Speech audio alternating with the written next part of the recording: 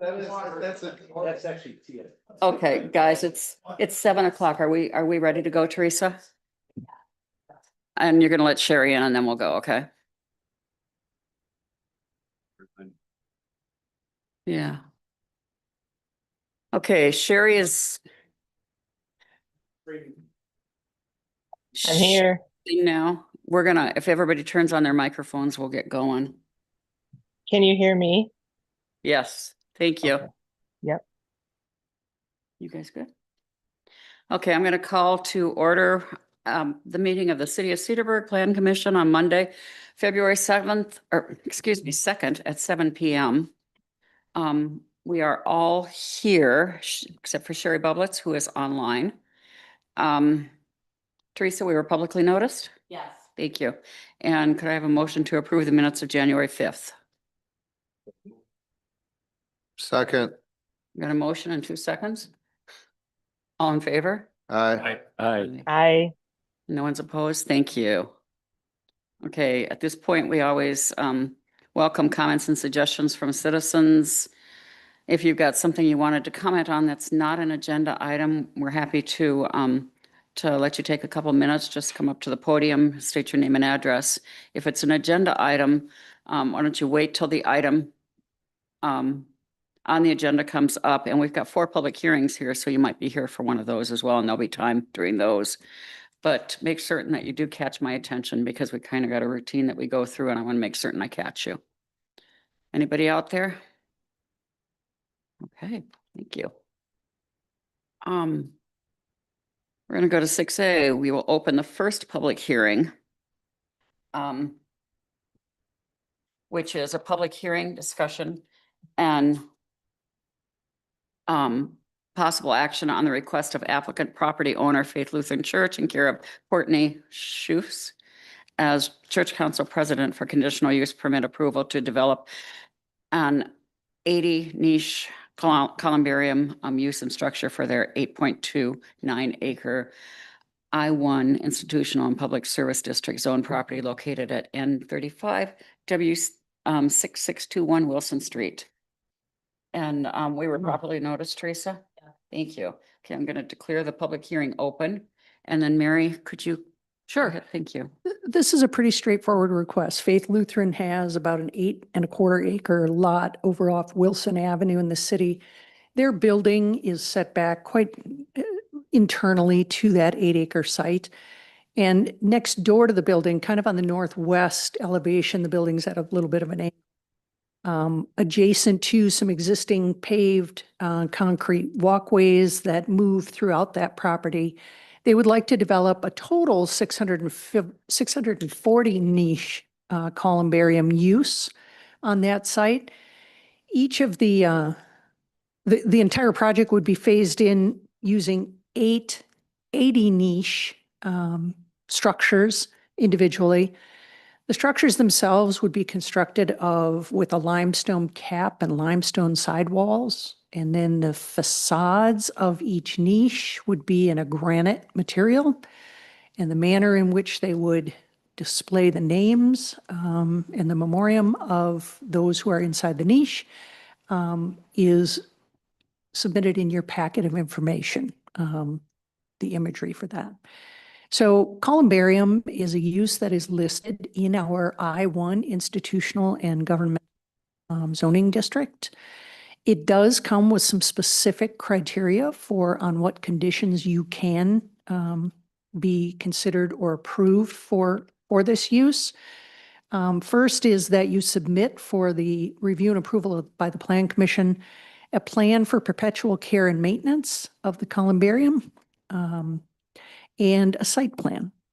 So they have committed in their narrative support materials to prepare and submit that columbarium perpetual care and maintenance plan, but have not provided it ahead of time for review and approval. Then secondly, the code says that all outdoor columbarium must comply with the following physical requirements. And it goes through location, size, setback, appearance, signage, and left objects. This project, as proposed, complies with all of those. I would just qualify with respect to appearance, consistent in material and design to the primary structure. Primary structure is a brick building. I think the limestone and the granite material, like the brick, that masonry material, are timeless and natural in their appearance. And so to that extent, I consider it complementary to the principal. And then with respect to left objects, it says that these things are permitted, they have to be monitored by the religious institution and removed within roughly 7-day periods. So that is an ongoing standard. They commit in their narrative to comply with that, but it will be an ongoing standard. From the planner's standpoint, I prepared a draft of the conditional use permit. I can point out just sort of the highlights of that. It includes just that it's issued Faith Lutheran Church, and in standard conditions, we note that any subsequent modifications are subject to Plan Commission review and approval. We prohibit unsightly unenclosed storage related to the use. Any substantiated material adverse impacts must be remedied by the permittee. Conditions on the operation, the size, quantity of structures and so forth, 640 niches maximum. The appearance, setback, and signage being the carving that is in the granite, are specifically per Exhibit A, which is attached to the permit. Same with the conditions on the structures and the conditions on the site per Exhibit A, which is attached to that conditional use permit in your packet. The conditional use permit always says that also says that the permittee must always operate the columbarium consistent with the requirements of the Wisconsin statutes. And then under other conditions, we say that the permittee acknowledges and accepts that a building permit must be secured prior to the start of any work in support of this project. And we add that the permittee must provide a copy of their plan for perpetual care and maintenance of the columbarium to the planning department for review and approval and exhibit into the conditional use permit document itself. So the exhibit is pretty straightforward. With that, I think I'll turn it over to the Plan Commission for the public hearing and your own review, discussion, and action. Okay, first we'll invite the public. If there's anyone out there who wants to make a comment, we'll give you a couple minutes to do that.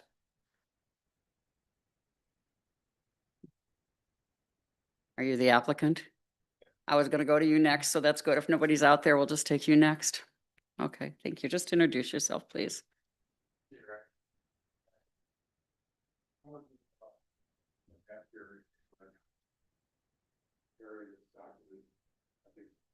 Mary did a pretty good job of summarizing. We're just here to answer any questions. This is the total, that could eventually be 640 niches, but we're going to start smaller. It's a pay-as-you-go type of thing. So as we make sales from the niches, we'll be building and then including more structures. So it'll evolve. Mary, as they progress, do they have to come back every time they add 80 to the planning commission? No, that's what I was hoping to avoid for them by making it a 640 niche approval, provided the units are only 80 niche structures unto themselves and consistent with the design that's exhibited in the conditional use permit. They would not have to come back. They could simply continue to implement in accordance with the approved plan up to 640.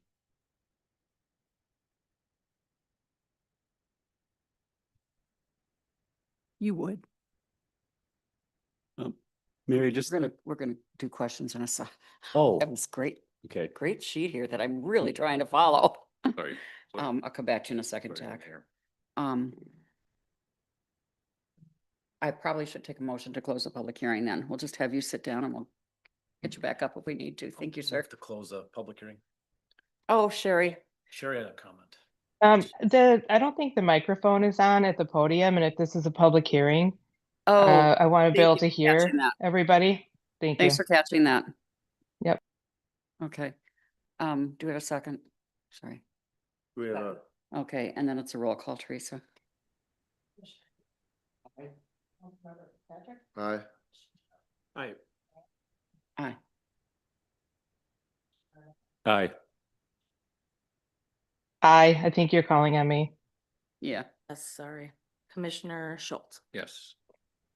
Okay, now we'll come to the commission. Any questions or comments you guys have?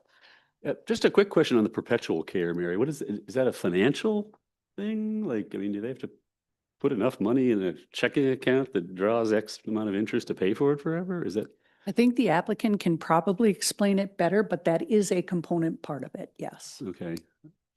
Well, I guess that's all I really Yep. needed. but, Yeah. The state statute requires that 25% of the niche sale income gets put aside for a care fund. Okay. Up until you get to 25% of the cost of the columbarium. And that has to stay in there in perpetuity for maintenance of the facility. Thank So, you. yeah, so we'll be setting aside funds for that purpose. Thank you. Any other questions of this gentleman before? I have maybe a Make him sit down. site planning comment, actually. I'm looking at the site plan and I understand it and I appreciate that that these are organized in a certain way. My question relates more to potentially ADA access and clearance so that a wheelchair can get comfortably between all of these. Yeah. And my only observation is that typically between things, like let's say where the two columbaria would intersect, they might have like a 5 or 6 foot turning radius. So if a wheelchair comes in, it can actually maneuver between them. I'm just saying my observation, I totally support this. We've seen them successfully implemented. I just would think, maybe take a look at the site plan to make sure that there's enough room between everything to allow wheelchairs to move. Good comment. Yeah, we'll look at that. Okay, excellent. And I've got a second comment, and Yes. that is, I understand this is a certain manufacturer Yes. that you're going to. Because it's being implemented over time, that's gonna be phased in. I just want to make sure that the design is such that's not so specific or so, I don't know what you call it, trademarked or specialized that you can only get it from this one manufacturer and that it's, let's say, it can be replaced with another one so that 20 years from now, when you're doing the next 30 or 2 or whatever it may be, that it's not like manufacturer X is out of business and now they're going to look a little different. I just want to make sure that the pieces that make it all look similar are going to be generic enough that can be done over time, potentially 20, 30, 50 years or something.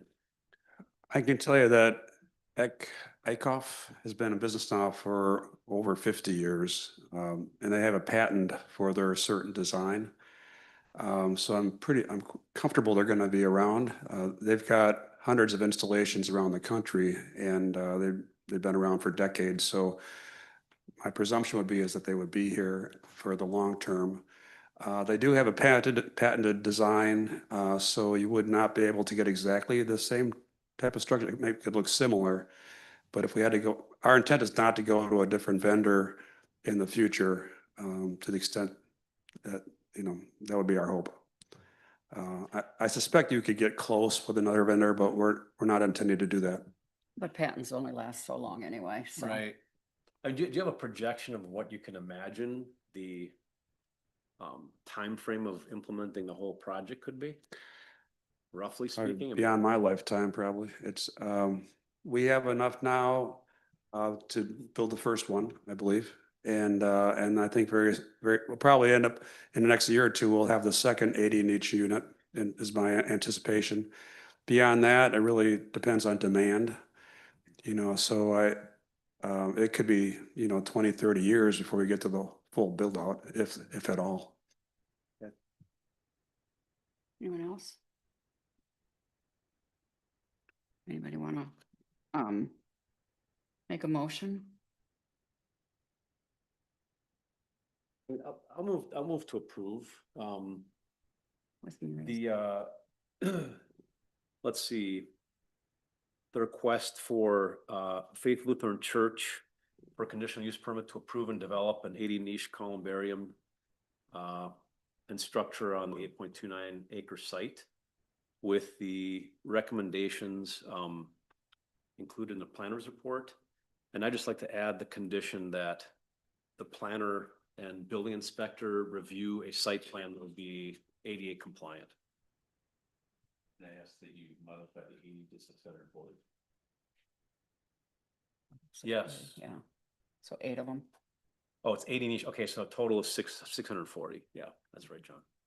Thank you. Is there a second? Second. Okay, we've got a motion, a second. All in favor? Aye. Aye. Aye. Opposed? Okay, thank you. Thank you. Thank you.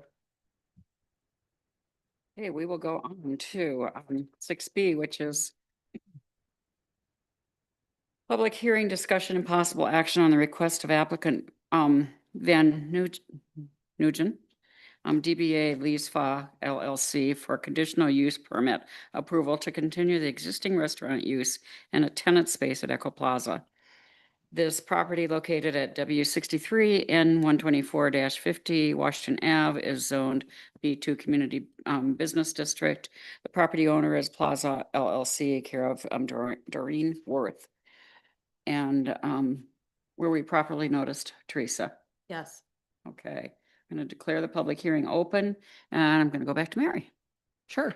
Thank So you. this is an existing restaurant use, and before this particular owner, it has been such over many years already. But it's never been documented or legitimized through conditional use process for whatever reason. But owing to the change in ownership and a liquor license changeover, it was revealed to us that there was no conditional use permit. So we just want to legitimize this. No change in the location of the space. About 3,000 square feet is what this tenant occupies. Both the restaurant use and bars and cocktail lounges are listed as conditional uses district. So they do not have a full liquor license, but they have a beer and wine. So the draft conditional use permit really contains all the pertinent conditions. And then I add in my recommendations that full execution and recording of the conditional use permit done prior to the start of occupancy. It just really means let's proceed with expediency to get it done.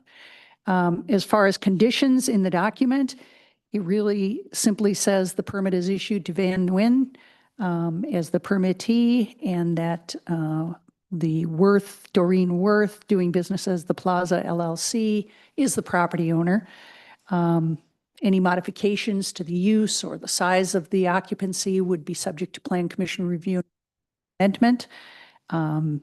Any unsightly unenclosed storage not allowed. Substantiated adverse problems must be mitigated by the permittee. Conditions on the operations, days and hours of operation are daily 10 a.m. to 8:30 p.m. That's as represented and requested by the applicant.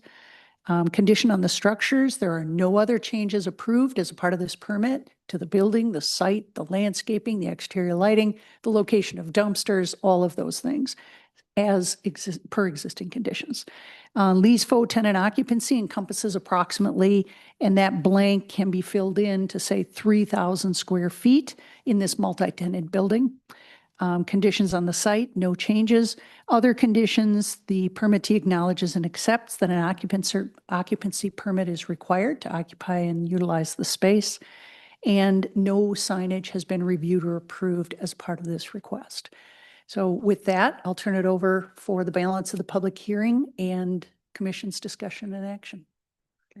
The one thing, and I think Teresa's aware too, that on the blue sheet under discussion, the hours of operation are different than what we have than the 10 to 8:30, and we're assuming the 10 to 8:30 is correct. The planner's report has a typographic error on Sure, the hours of yeah. operation. Yes. Okay, I'm going to, is there anyone from the public who'd like to speak in regard to this item? Okay, and I am certain the applicant's not here. You are the applicant. Okay, sorry, I'm sorry. Did you want to speak at all? No, you don't need to, that's right. You're fine, you're I fine. think you're gonna be good. Thank you. Could I have a motion to close the public hearing? Removed. Second. And got a motion, a second, all in favor? Aye. Aye. And no one's opposed. Good, thank you. We don't need to. do Oh, we it. need a Yeah, roll to do call. the- Sorry, Teresa. Yes. We need a roll call. Commissioner Hayes. Councilmember Fitzpatrick. Aye. Commissioner Stroutmanis. Aye. Mayor. Aye. Commissioner Arnett. Aye. Commissioner Bublitz. Aye. Commissioner Schultz. Aye. Do I need to be Okay, thank you. Anybody up here? I make a motion? Yes, please do. Make a motion to accept the item 6B for tenant space of a restaurant at Echo Plaza and as addressed in the planner's report. do we have conditions on this one? Just a few of them? Just the one, full execution and recording of the document prior to occupancy. Want to add that then, right? I think it's occupied. And the conditions as written in the conditional use permit. Is there a second, Jim? Or one of the Jims? Okay, thank you. So we've got a motion, a second. All in favor? Aye. Aye.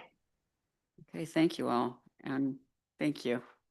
Okay, we are going to go on to C, which is a public hearing, discussion and possible action on the request of applicant DSDH Gerb LLC in care of Dave Herbeck of Herbeck Development for conditional use permit approval to develop a 16,617 square foot motor vehicle collision repair facility on the vacant 1.84 acre M2 General Manufacturing Zone site located at the northwest corner of Somerset Boulevard and Pioneer Road. The property owner is Pioneer Real Estate Development LLC in care of Mike LaRosa. Okay, were we noticed properly? Yes. Thank you. And I'm going to declare this hearing open. And then Mary, it's yours. Sure. So this is a 1.8 acre vacant lot on the northwest corner of Somerset Avenue and Pioneer Road. In the past, it had been targeted for potential hotel development. That never materialized. And so the property owner is interested in moving the lot, through into active development. So the Gerber Collision and Glass is a motor vehicle collision repair facility, something we recently added as a conditional use in the M2 zoning district.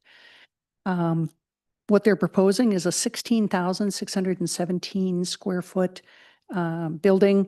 It is mostly technical repair space, painting booths, things of that sort, and a little bit of front office and waiting room and that kind of use. They also have in the plan a 23,000 square foot fenced-in outdoor storage yard that will be paved and striped for 34 vehicles to be parked while they're in various stages of repair, waiting for parts or what have you. So that will be a fenced-in area. The fence detail is in your packets. The Site and Architectural Review Board did take a look at this plan in detail with respect to the design of the buildings, the materials and the colors of the building, the fence and the dumpster enclosure. They looked at the design and materials of the landscaping plan, design and materials of the exterior lighting plan, and the site plan layout of all those features. Among their recommended conditions was with respect to that fence detail, it was also that that fence be increased in height to 7 feet. The objective being to ensure that whatever is parked or stored back there really isn't visible from the surrounding view. Other conditions that the SARB had recommended included that the enclosed outdoor parking area shall be used exclusively for short-term parking, meaning not to exceed 2 weeks. For vehicles in various stages of repair, the area may not be used to park or store box trucks, semi-trucks or trailers, construction equipment or vehicles, boats, RVs, or off-road vehicles. So the idea is not that this become a storage place for anything other than conventional motor vehicles, and the size was specified in the applicant's narrative, maximum size. So they also went on to say that the enclosed rear parking lot will not be used for the storage of any materials, equipment, or supplies.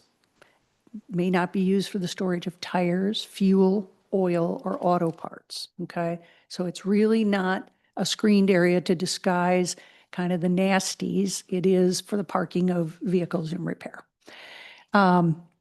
The applicant, this again is a condition that the SARB had attached, that the applicant will not damage or remove any part of the mature existing trees located on their west lot line during the grading and development of the site.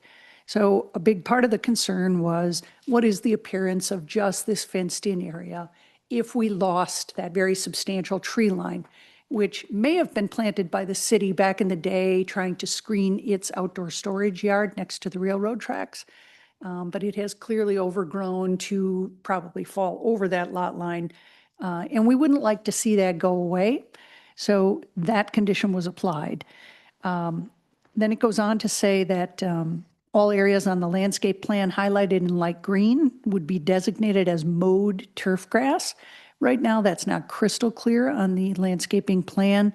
The idea is that we don't want the area behind the fence to the west or north of the fence to become overgrown, weeds, this kind of thing. We want that to be a mowed and cared for patch of grass, but also maybe more importantly, that the area, including the side slopes and the top of the proposed detention area out in the front and center of the development, will be manicured lawn, basically.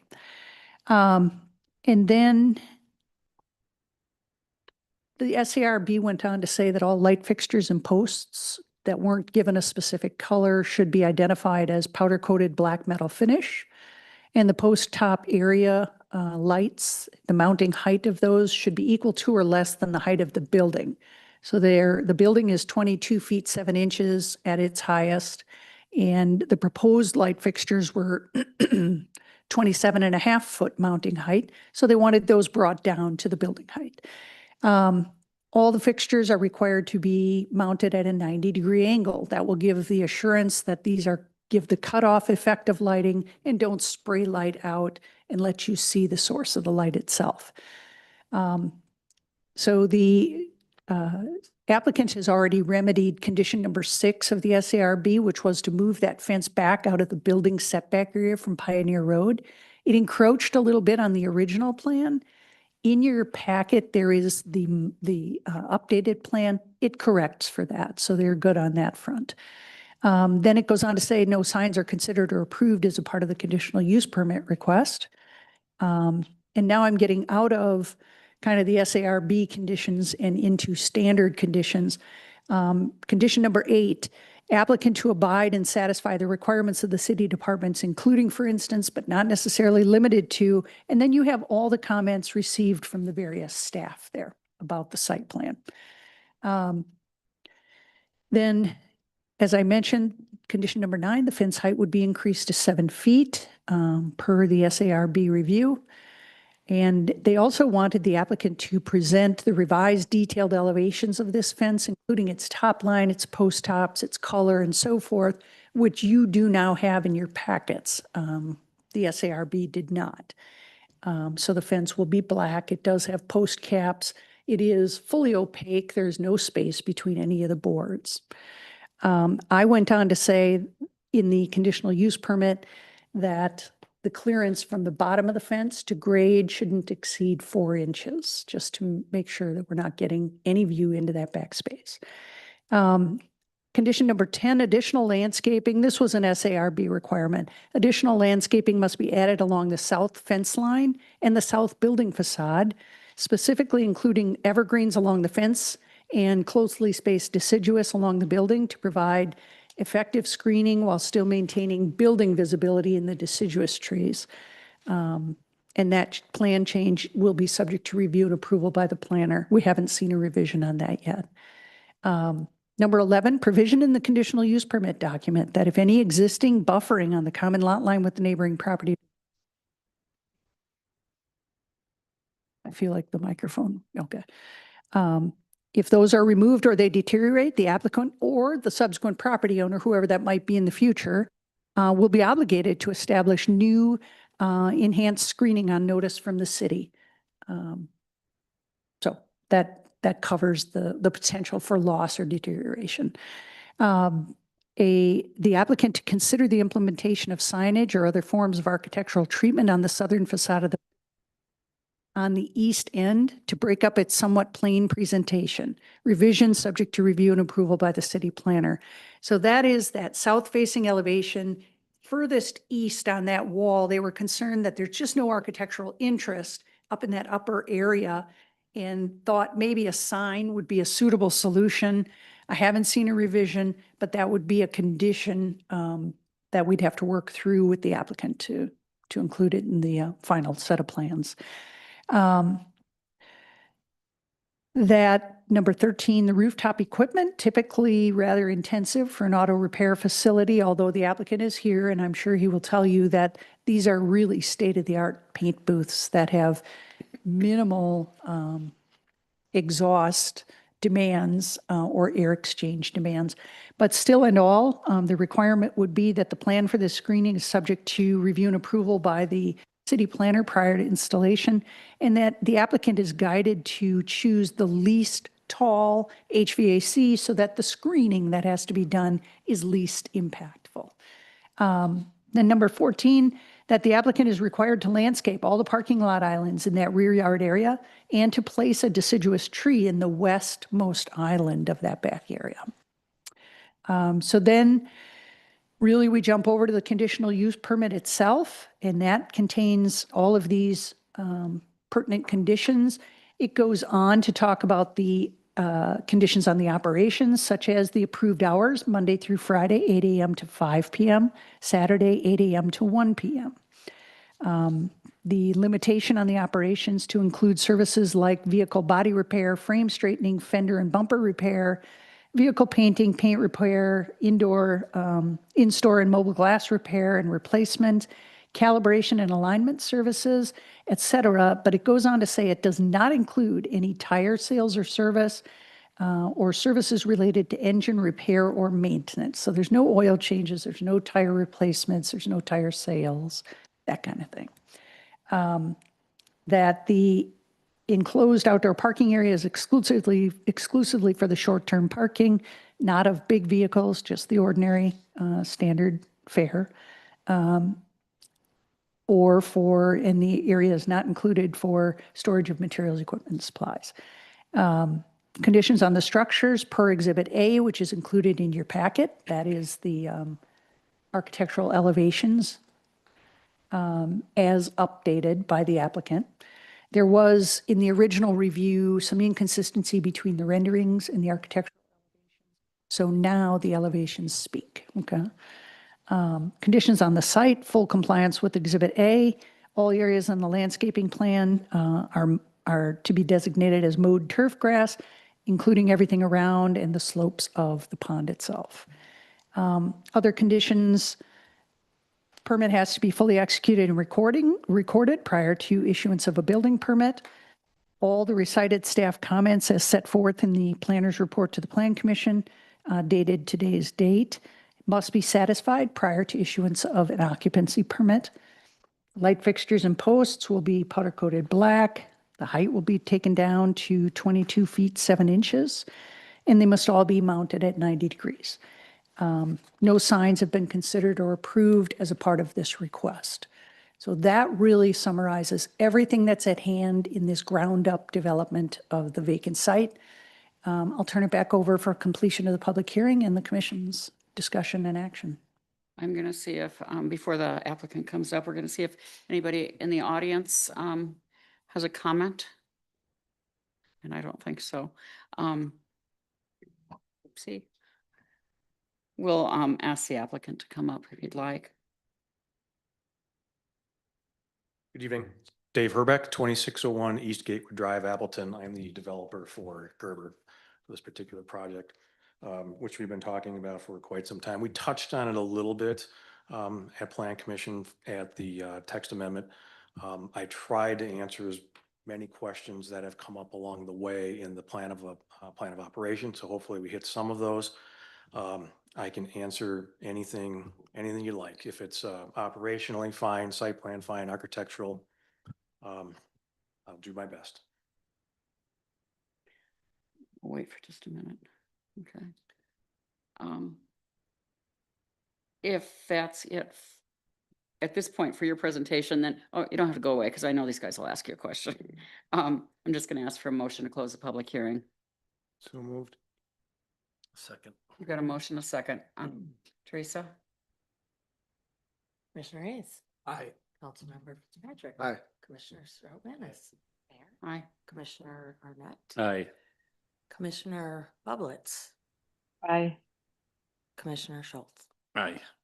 Okay. I'm going to just point out too that the applicant's materials and colors board is on the table in front of the commission. I'm sorry.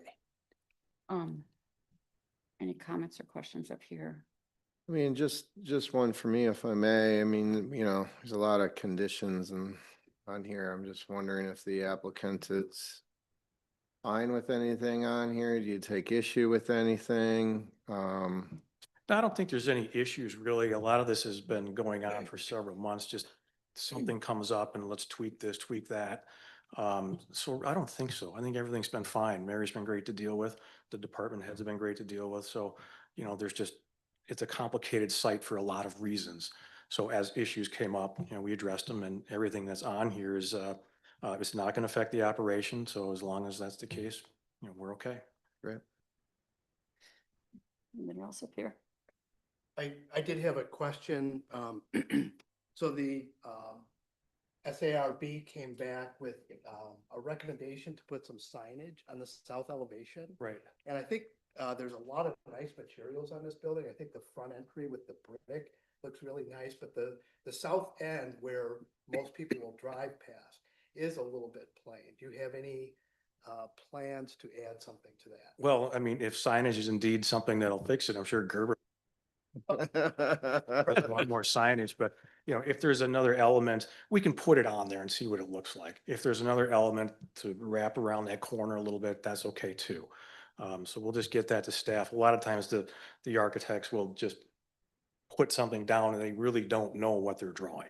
So I'll talk with Mary and discuss what'll solve the issue.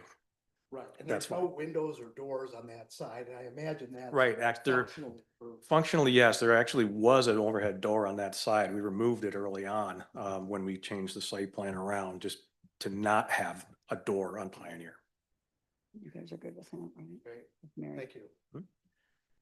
But I appreciate the functional part of it where the service doors are away from the street, things like that. But I'm just looking at the floor plans, and I feel like the most exciting part of the floor plan is the front office area. It has the most glass. You have the manager's office. You have these other functions that would look great on the street side. Mhm. And I'm just wondering if functionally, it wouldn't work just to flip the office element so that those windows are on the street, so that the entrance, customer waiting, et cetera, that's more visible on the street side rather than having basically the estimating detail bay, garage, and kind of these windowless rooms be on, the most important corner of the building. On the Somerset side, it wouldn't work any other way, basically. We did have, again, some access along the south side of the building. From a functional standpoint for how the thing works, in order to get the cars in and out, we put the doors on the west and on the north, so where they weren't anywhere else. So we're already deviating a little bit from the operation, but to move the office itself and the estimating bay to the south side, along with that architecture, functionally just, it's not gonna work. Maybe I wasn't. Am I totally clear. misunderstanding? What I'm Okay. saying is, if this is that office appendage, I'm not saying rotating the building, it's not even that big of a change. But just taking this and flipping it so that this office function is at the nicest corner, because actually functionally on the interior, if you enter the estimating bay here, it doesn't matter, it just flips these bays. I just think that these are the most attractive, nicest parts of the building. If that could be, you'd have windows on the corner, you'd have windows on the street. Because right now the south elevation has no articulation. So no if we can windows, get, nothing. Okay, so not necessarily Not remove the, moving okay, it, not moving it, just kind of, understood. just flipping it like this, because then Okay. all of a sudden the windows and everything are on the corner. If we could accomplish that without flipping it, would that be okay enough? I just love to see some windows on the street. Okay, You know, that's kind of where I'm at. all right. In the office area. Well, not to belabor the point, but let's say if this were just simply flipped Right. 180, then all these functions with all the glass and all the activity would be on the corner on the street. And that the estimating bay would just be, you know, the garage doors would be pulled off the street. So therefore, this corner with no windows, no activity would just be toward the back, which is probably where it belongs, instead of on the street side. Okay. I don't have an exact answer, unfortunately.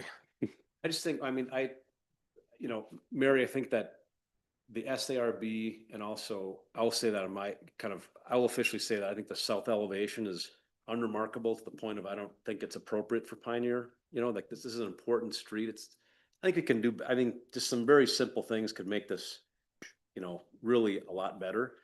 And if Mary, you're comfortable with, you know, directing some of the details of SARB and some of the comments from the Plan Commission, you know, that's fine. Doesn't need to be a decision tonight, because I'd love to move this forward with a positive recommendation, but I really do have an issue with this design. Understood. Yeah, I would be comfortable, you know, attempting to work that through with the applicant, understanding exactly what you're trying to describe there with respect to the flip, or some alternative solution that brings glass and, you know, air into the south elevation. If it gets too complicated, I wouldn't hesitate to either come back to the SARB or the Plan Commission for a thumbs up or thumbs down if it doesn't seem to be materializing. But they've been really good to work with, and I'm confident we could come up with something there. And again, here's the prototype, do with it what you want, because there really isn't a standard that we needed to hit. So we didn't know. So there's probably been, God, I don't know, 5 or 6 different Iterations. versions Yeah. of it. So if there needs to be another one, that's okay. You know, we're trying to hit what you want without knowing So, we exactly what that appreciate is. We appreciate you coming to Cedarburg. We appreciate you guys investing money here. Don't get us wrong. We want to Understood improve the completely. quality of the building. I think you'll be more happy when the thing is attractive from the street too. I agree, Sig. It's a great comment that south elevation needs a little giddy up. It's We the, we primary did talk corner. about it, but we didn't focus on it. I mean, it was discussed, but I think it's a good point. I mean, it is the entrance to the city. It's, you know, and it's an auto repair facility, so we need to make it look as good as we can. What's that? No, please, no thing. I'd like to make a motion. Anybody else have a comment before Tim makes a motion? I was just gonna make a motion to have SIG move to the SARB. No, Motion no. denied. Again, I'm not gonna get a second for that one. No, you aren't. No, not lose him, just add him to the other one. Yeah, Keep that's him on this one. I will then make a motion, if I may. I'll make a motion to approve the request of the applicant DSDH for the conditional use permit approval of the motor vehicle collision repair facility, subject to the conditions laid out by the planner, in addition to SIG's condition that we kind of rethink about the south elevation to the approval of the planner. Is there a second? We got a motion, a second.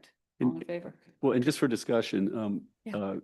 and you're comfortable with that, Mary, and then I would suggest it come back to Plan Commission, not the SARB, because yes, this commission oversees the SARB, so Good. cut out another step there. Okay. Yeah, if there can't be a meeting of minds at the staff level with Right. the applicant. Yes, correct. Right. Good idea. Correct. If you feel that you need to go that extra step. Yeah. Right. Okay. We've got a motion, a second. All in favor? Aye. Aye. No one's opposed? Thank you so much. Thank you Yep. so much. We truly appreciate it. Good luck with it. Okay, we're going to go to fourth public hearing, which is discussion and possible action on the request of City of Cedarburg for review, discussion, and possible reaffirmation or modification to the terms of the recently approved conditional use permit for the back space, a 2,800 square foot leasable, flexible use space located in the building at W 61 and 397C Washington Ave. The property owner and permittees are Birdhouse Rentals LLC and Daniel and Jeannie Crawford respectively. Were we properly noticed, Teresa? Yes. Okay, thank you. I'm going to declare the public hearing open and we're going to go to Mary. Yeah, so this is a conditional use permit for this flexible space, multi-use kind of approval that was given back in April of 2025. And like every conditional use permit, I take the action as recited in the minutes and as accounted for by my own notes as we go through the meeting and I hear the motion. And I try to reflect those conditions accurately in the conditional use permit document. And then that document is sent out to the applicant. They're asked to create the original, print it as an original document, sign it, and return it to the planning department for recording, for city signatures to be obtained, and then recording of the document. In this case, that process was followed, except that the applicant returned the document to the city clerk's office. And up to that point in April, we had not established a protocol where all the planning documents that are going to be signed by the city and recorded at the county are referred back down to my office for final review as to form and content before the city applies its signature and sends it up to the county. So they came back to the clerk's office, unbeknownst to the clerk or went unnoticed. They had crossed out some elements of the conditional use permit, initialed it unilaterally, and turned it in. Then, as had been standard fare, the mayor was requested to apply her signature on one of the pages. She did so, and off to the county it went for recording. So the applicant maintains in their letter to you that they have a legal and enforceable document. And I would say that it probably is a legal document, but it's not the document, I don't think, that upholds the spirit and intent of the Planning Commission's approval. So I put the earphones in and I watched and listened to the entire Zoom meeting, 2 separate times, 2 separate dates, and feel entirely confident that what's written into the conditional use permit document is indeed the action that was taken by the Plan Commission. What their concern is, and the applicant or the permittee is here tonight, so they may have comments to add to this. But specifically what they crossed out in the document, first of all, has to do with the dumpster enclosure. The Plan Commission's approval, and this is exactly how the condition was written in my staff report for that April 7th meeting. Says that a suitable and detailed plan for a dumpster enclosure shall be presented to the staff for review and approval prior to installation. The enclosure must be completed prior to the start of use or occupancy in the tenant space number 4 of the building. So they crossed out that second sentence, that it must be completed prior to the start of occupancy in tenant space 4. They crossed it out, the permittees initialed it. And what is the effect of that? Well, the effect is that there is also a breakdown that I hope is being resolved, and that is sometimes in the building inspections department, when there's commercial inspection, sometimes that occupancy permit just gets issued and it doesn't come back first to be reaccounted against the terms of the approval. I think we're resolving for that. But in any case, an occupancy permit was issued unbeknownst to me, and the dumpster plan was neither submitted or approved or installed. So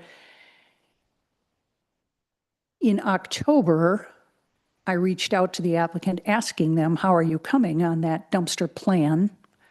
and they were responsive. After, a week or so, I got a dumpster enclosure plan. A copy of it's in your packet. It was a very bare bones submittal, but I managed to piece it together by redlining the entire plan and then signing onto it my approval with the red line changes. That is not the dumpster enclosure that's installed. The dumpster enclosure that's there now doesn't have any doors on it, so the dumpsters really aren't enclosed for any real intents and purposes. So anyway, at this point, does it matter if we strike that the enclosure must be completed prior to the start of use or occupancy? Well, that is exactly how the approval was given. But effectively, it's not there now, at least not in its completed form or its approved completed form. So the question for the Plan Commission is, are you comfortable with what they crossed out there or not? Then we move down to condition number B, conditions on the structures. And that paragraph says that in consultation with the city building inspector and city engineer, director of public works, as to size, permittee has installed a gutter along the entire length of the south roof edge on the south building. So when this permit condition got written, that step was already completed.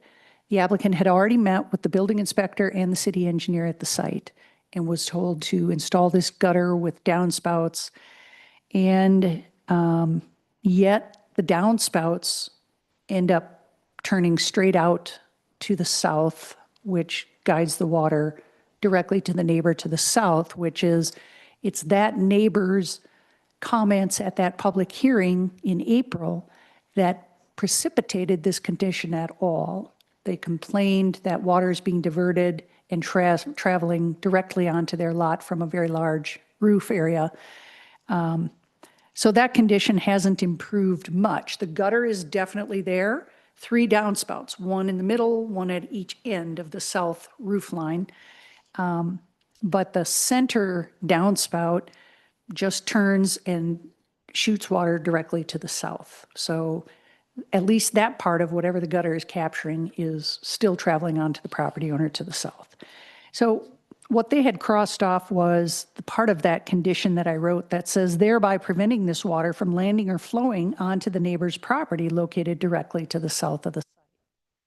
I think that was the spirit and intent of having required the gutter in the first place, specifically to prevent the water from flowing onto the neighbor's property to the south.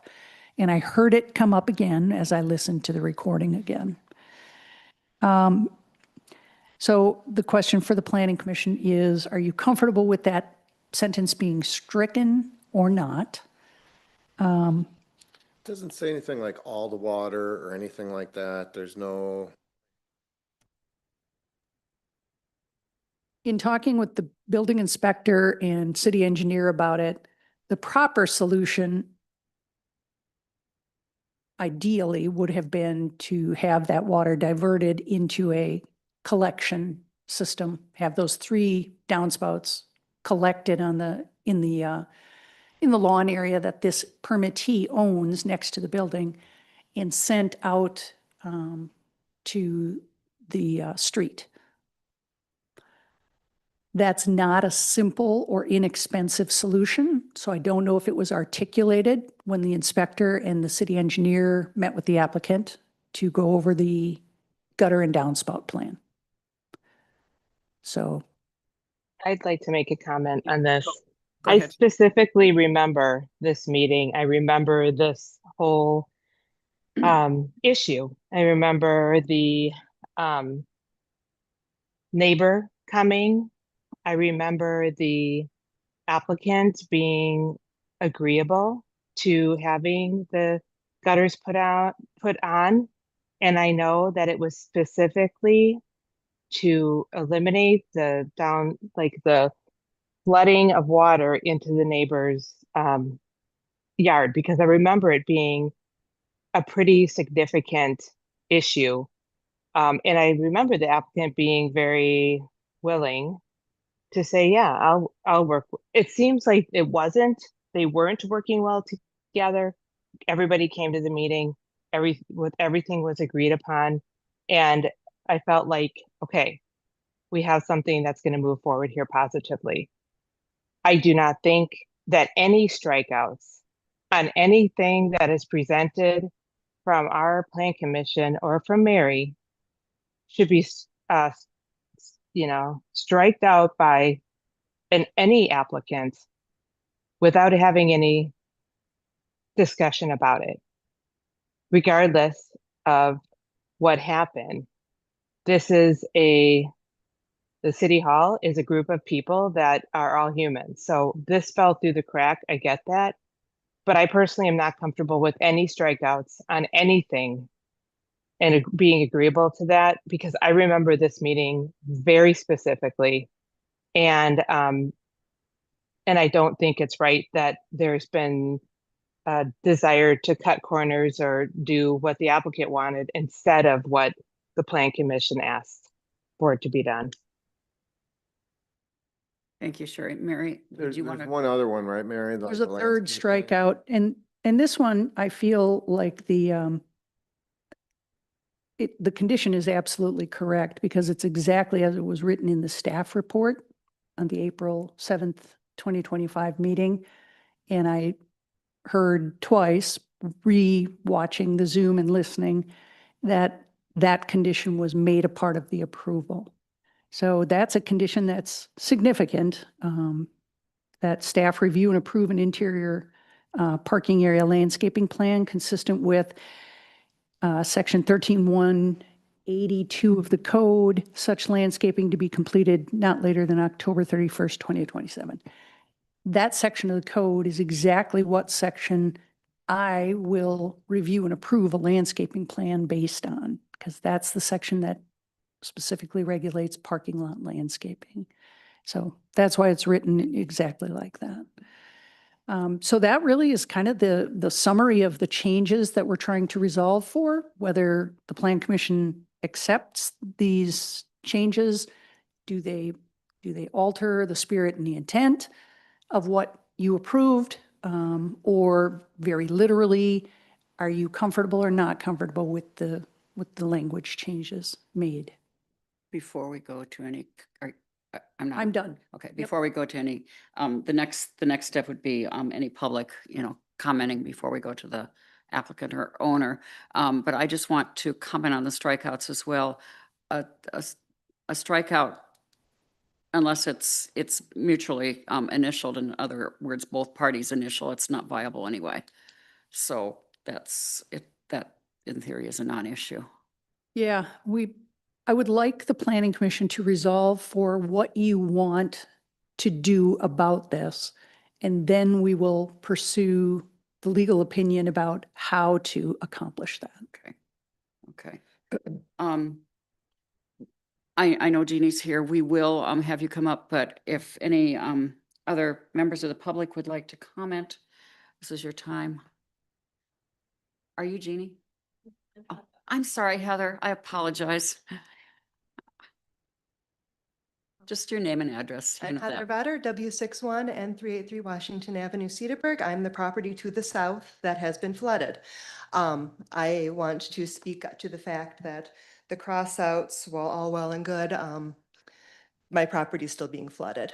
The downspouts were installed, which is great, but as Mary stated, no directional spouts or anything like that were also installed. So the one gutter comes directly down the side of the building and shoots right onto my garage. The other one shoots towards the street, but the way that the yard is there, it still runs against my driveway because there's kind of a berm. And then in winter, that's where the snow is plowed. So in spring, when the water melts and it comes off the roof, it hits the snowbank and again comes into my yard. I brought this to their attention at the end of summer and was told maybe I should plant a bush or something. So I'm here to hopefully get this resolved, and so my property stops being damaged and my driveway stops being damaged. So maybe at some point, and assume it's not going to be damaged in the future. Thank you, Heather. Jeannie, yeah, I've just got a little bit of a process here. Just one second, okay? Sorry. Was there anyone else from the public who wanted to comment? And if not, then the applicant is welcome to come up. Guys, Yeah, hey. Jeannie? Yeah. No, I know, I'm just. Okay, guys, if you don't mind, Jeannie, you want to come up, give your name and address, and then we'll take your thoughts as well. Okay, so the line with the dumpster being crossed out. Name and address, just so. Okay, yeah, so we live, by the way, right next to this development, like we live like in the parking lot pretty much. So we're right there, we are neighbors. Just wanted to make that real clear that we are Teresa, neighbors of the Name and area. Address? Oh, yeah. so right at the lumberyard, so it's N39 W 625 Jackson Street. So, I just want to go back to the cup. So they talked about the dumpster. So we didn't get this, and I tell about September for us to even sign this thing that we're discussing right now, this permit. We didn't get it till September. So of course I crossed out, we're not going to do the dumpster before it's occupied because it's already being used. So that takes care of the dumpster, and the dumpster is not done yet. We do have our contractor working on it, but what did happen, which the neighbors should love, is we only have small dumpsters back there right now, and they're already self-contained. We won't have a big dumpster back there like Jerry Erbst with Cedarburg overhead door had back there. There's no big dumpster back there anymore. They're all self-contained already, just like they do behind Fiddleheads and behind the hot coffee roaster, all fully enclosed. I just want to make that on the dumpster situation. Okay. The gutters were professionally inspected by the city and they're professionally installed. We have no bad or ill intentions regarding Heather's situation. And as far as I know, there is no flooding over there. By the way, we have a 5-foot setback where Heather stores all of her personal stuff on our property. And she has since we've owned the property. She has put it up against our building. We had to have told her a few times to take it off because it's not good for the tiles. I don't care if she puts stuff on her property, but I don't want it damaging the Italian tiles that are on the building. So that's regarding that. Let's see. So the gutter, I don't know of any flooding back there. The few times I've gone back there and inspected, there is no water there. There's one gutter going off the west side, one on the east side, and one down the center, just like normal gutters go. They're not like directed maliciously in any direction. There's no ill intention by us. But I do want to point out, there is ill intention by Heather Vedder. I have a video of a gutter. She actually took a gutter off of her blighted building, by the way. Everybody probably knows where it is. She has flooding in her house because she had a contractor working on her house, took her whole roof off. Let's just and talk there's about- flooding in let's just her talk house. about the specific item. I'm not sure where she's talking about her flooding is, but I see nothing in my grass outside of my 5 feet off my building. I just want to make it clear there's no flooding. Okay, so these gutters that we installed just 2 months ago, there's a piece of a gutter. I have a video of it. I can show all of you right here today. She took a gutter off her property, cut it all up. Our gutter's coming this way. She directed it at our foundation, like literally installed a gutter on top of our gutter. Just saying. I think that's malicious and it's actually probably illegal.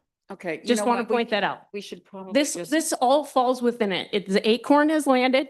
We're going to dissect it, as Mary said. You guys want to talk about the gutter and the water on there? We're going to talk about it.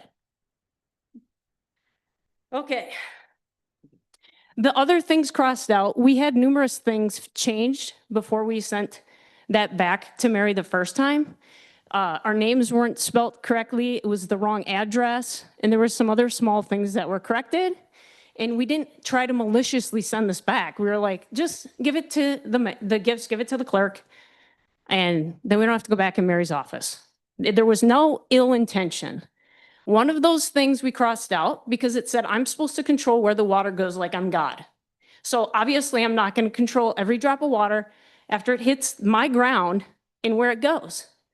That's why I crossed that out. I'm not going to control where every drop of water goes. It was ridiculous, so I crossed it out. The other thing is the sectional code thing. We agreed to a lot that day back in April, almost a year ago, 10 months today approximately. We agreed to asphalting, spending lots of money. And honestly, we have plenty of parking without even using like the 20 stalls. As far as things are going now, we only have 99 people capacity back there. So like asphalting was above and beyond.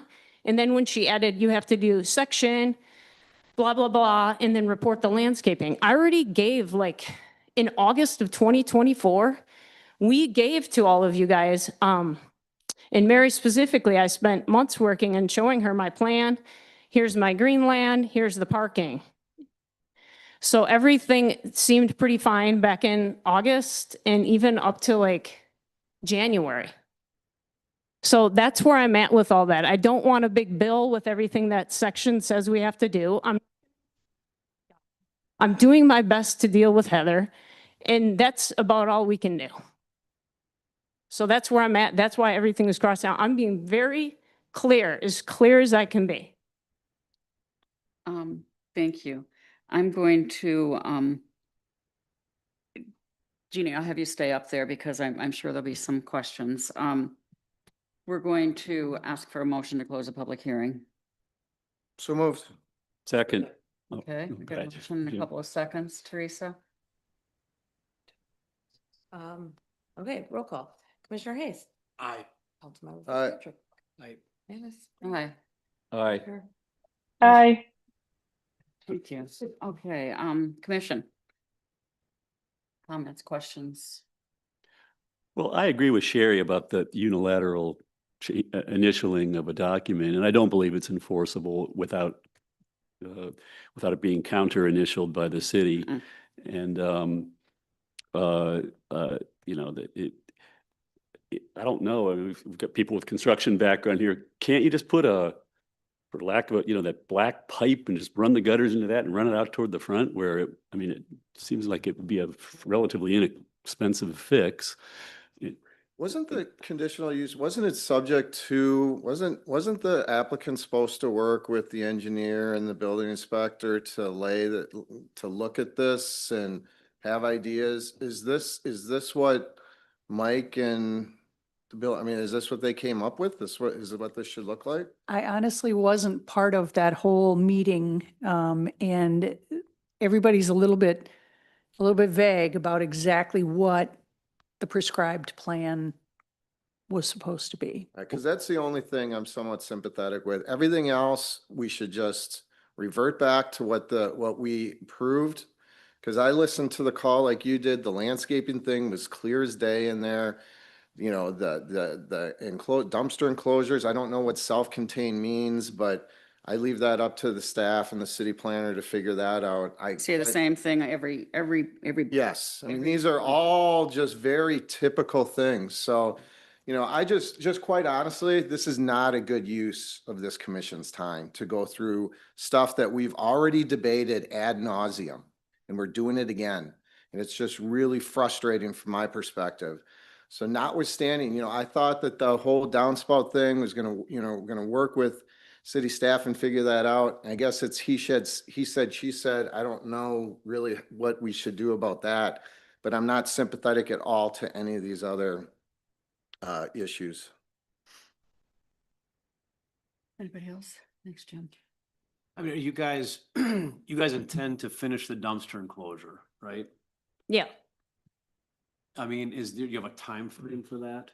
We were supposed to get it done at the end of December, but now the dumpster moved, so the contractor, it's away right now. So we're working with our other guy to move the dumpster back into the contained area.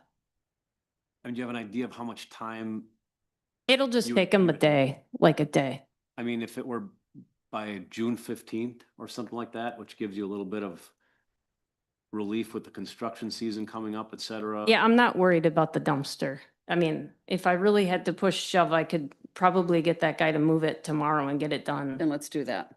Yeah.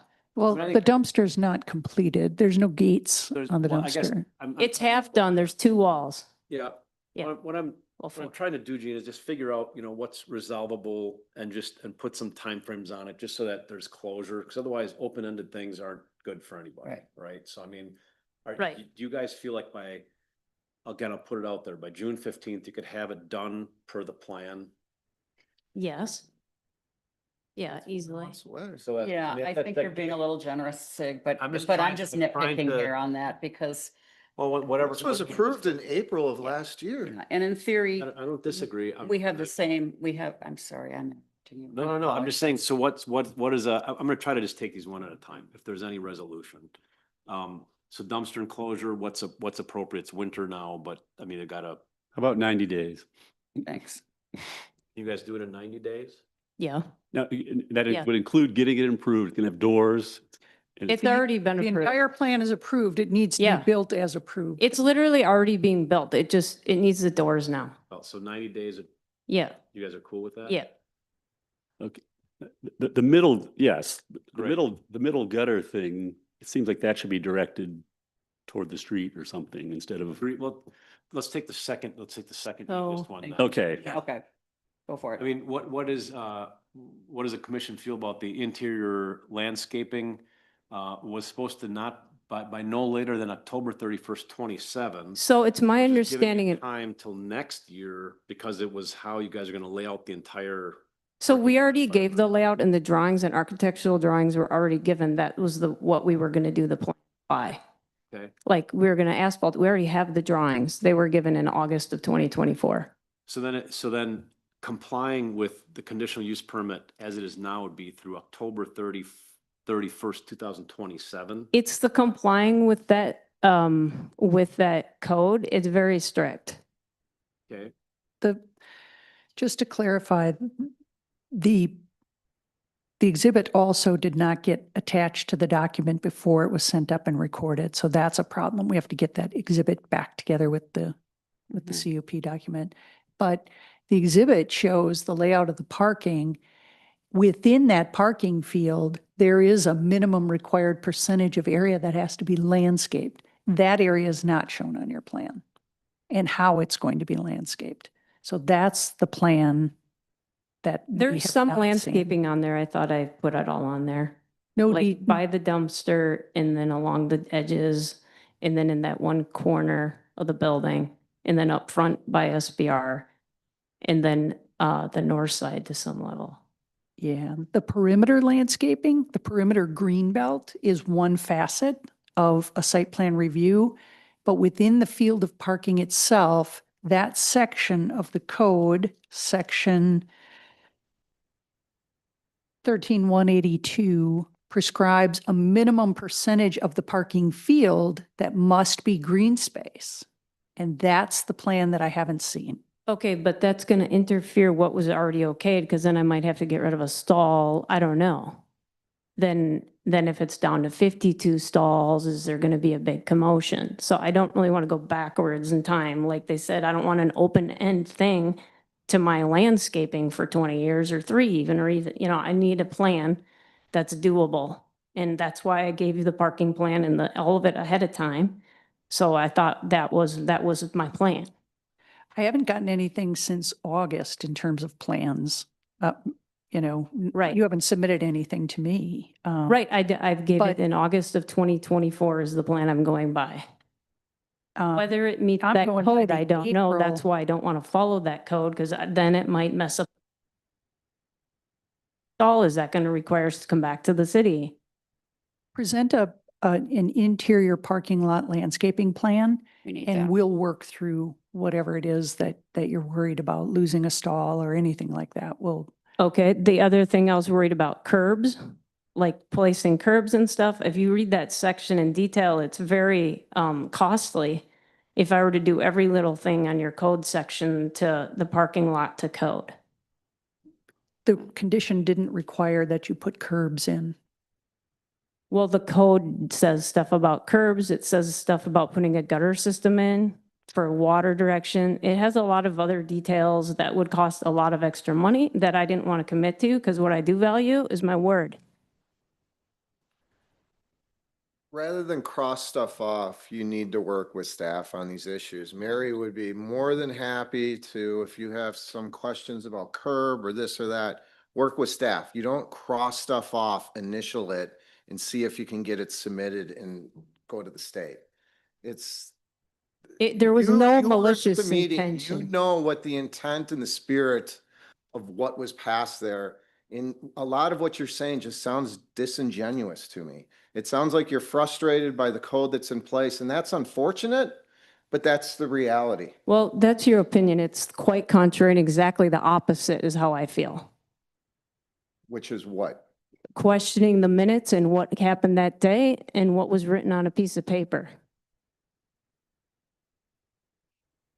I don't know know what what that that means. means. The I'm not- reality is that, that the code wouldn't necessarily, we couldn't even modify the code as this body, except if we specifically looked at a plan and said, we are hereby allowing 3 less plants, et cetera, because the plan commission can Right.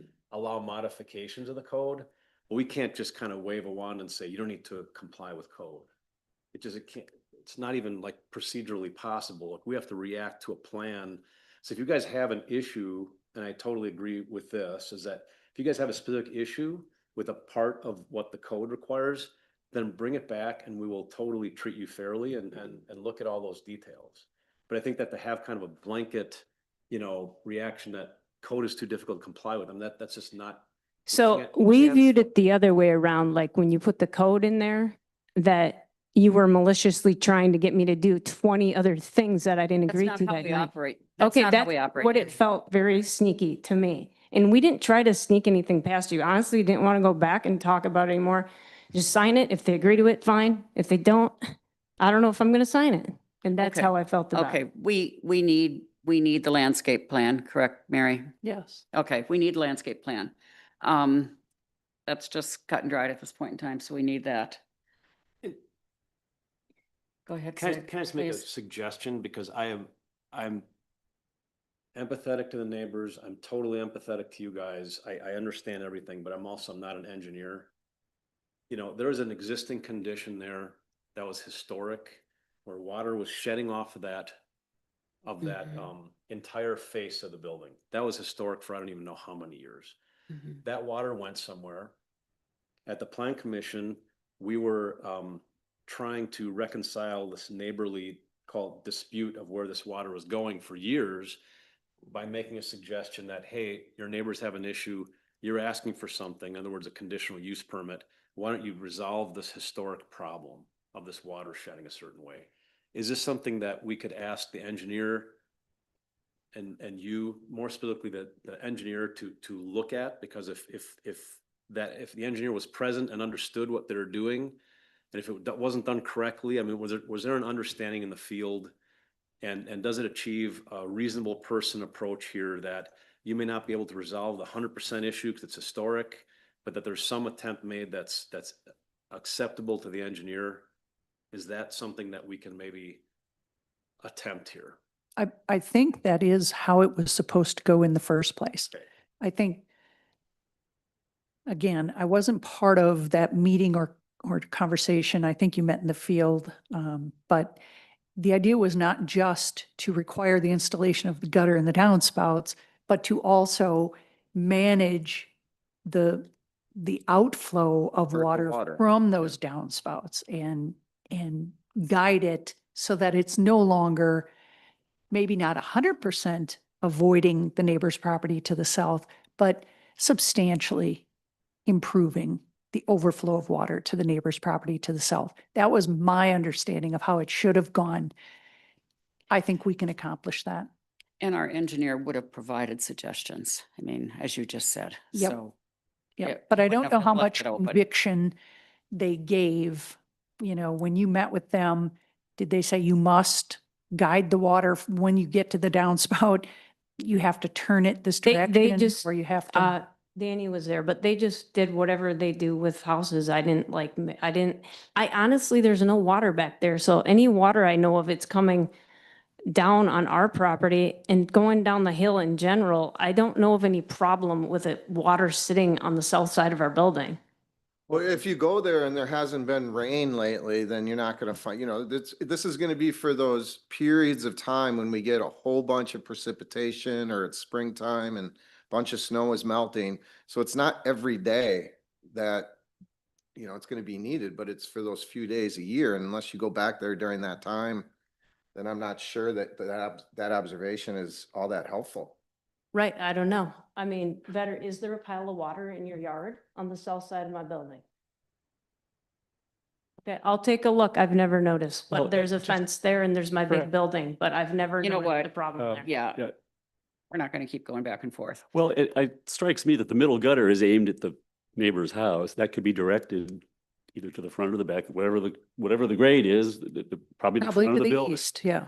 And it could be either directed into a pipe or just, you know, makes a turn high up and goes along the wall at an angle down. Even I then? think they put one in the middle just in general because you can get less clogged on the top. So there's more ways for the Yeah, water to drain. Otherwise, it's going to drain right over it.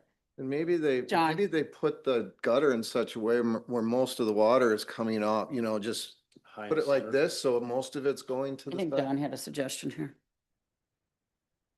Move on. Oh, that was it. Okay. Well, it's the reason, I just want to say one last thing here, because Sig made it's the reasonable man approach, right? We're not going to divert all the water.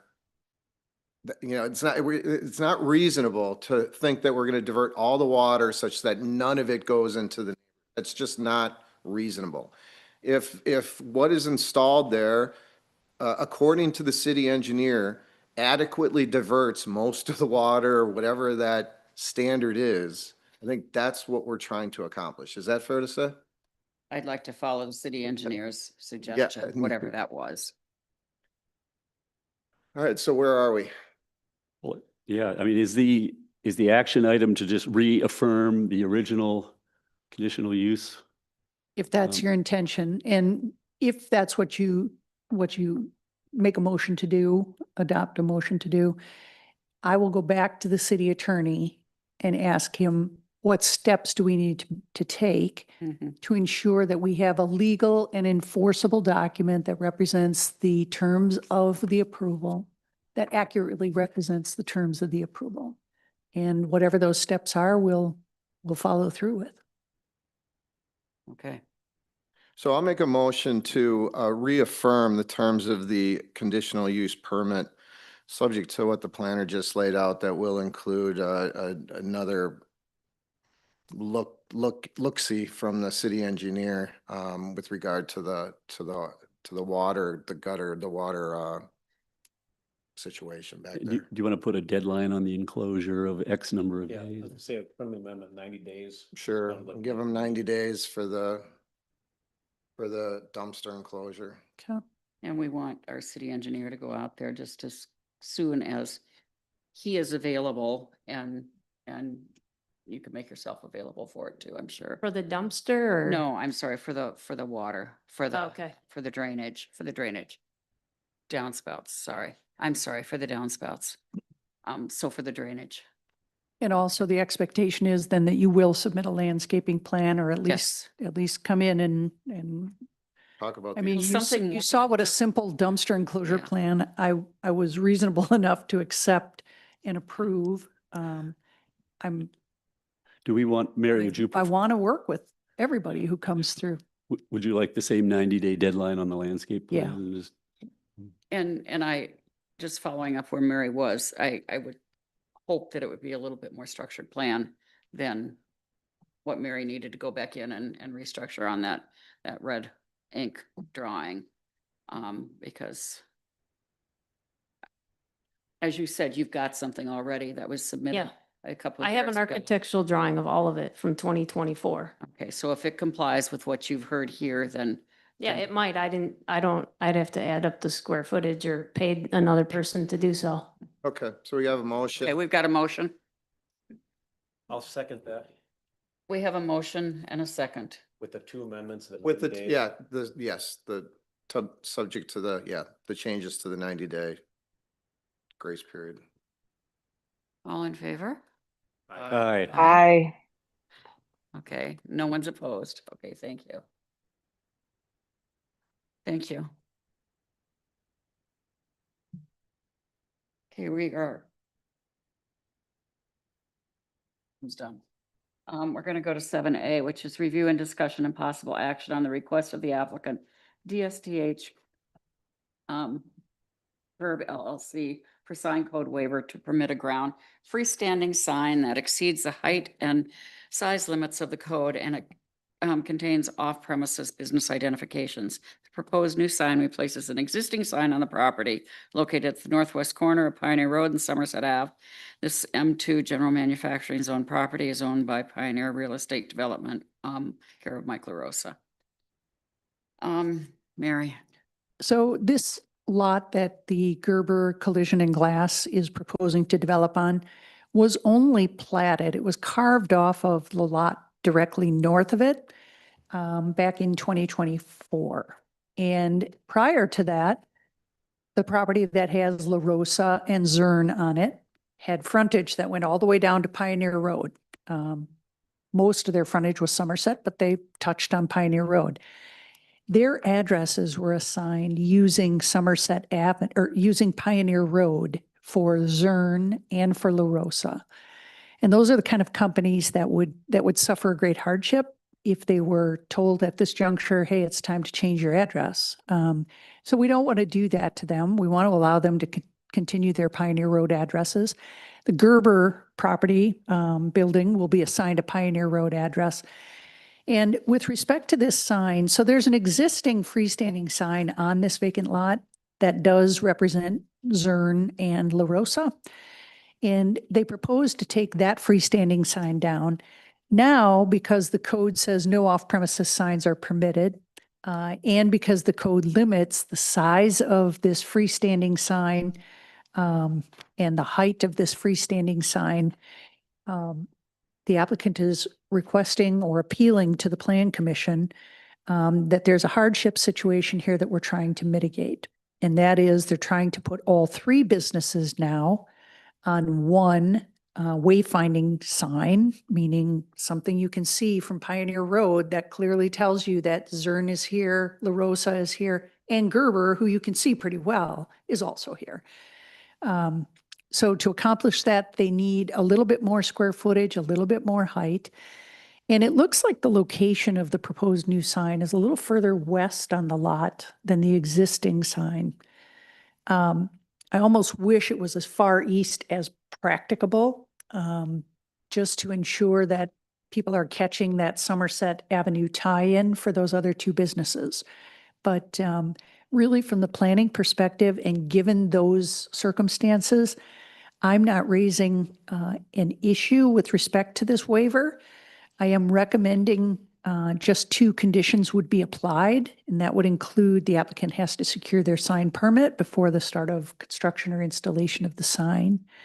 And then secondly, that the proposed ground flood illumination of the sign will be in full compliance with section 1557K and P2 of the sign code. And those regulations pertain specifically to ground mounted lighting on freestanding signs. So with that, I'll turn it over to the commission. Thank you. I tell you though, I like the looks of the old sign better than the new one, but we all know I'm not the artist here. Does anyone have any problem with the 9 feet versus 8? I mean, there's 4 sort of sections to the sign, the 3 signs and then the little cement thing at the bottom. And if you took 3 inches off each one, it strikes me you'd be at 8 feet and you wouldn't need the waiver for that. But I don't know. I don't have a strong opinion on it. I just want to bring it up. Oh, okay. It might make sense. The last page, Jim, of this packet, of the packet on your desk. So there's no lighting proposed, or is exterior lighting proposed? There is ground mounted flood lighting already on the site that lights the existing sign, and they're going to continue with that flood lighting system. So we permit uplighting? We do. And we do have a requirement to the code that when you have ground mounted floodlighting, uplighting onto a freestanding sign, you do have to contain the lighting to the area, the surface area of the sign. And you also have to landscape around the base of the sign which is a part of the approved landscaping plan from Yeah. the conditional use permit. They did do a very thorough base landscaping design. The existing sign that was is not landscaped. No, it's just out there. Looks like it's been there a long time. The irony. Yeah. Yes, please. Sure. I'll make a Go, motion John. to approve the, I just used your name wrong. Go ahead. Go for it, John. I'll make a motion to approve the ground freestanding sign and waive the sign code requirements as outlined by our city planner and the other conformance requirements that she referenced. I'll second. Mary, you good with that? I am. Okay. Got a motion, a second, all in favor? Aye. Aye. Aye.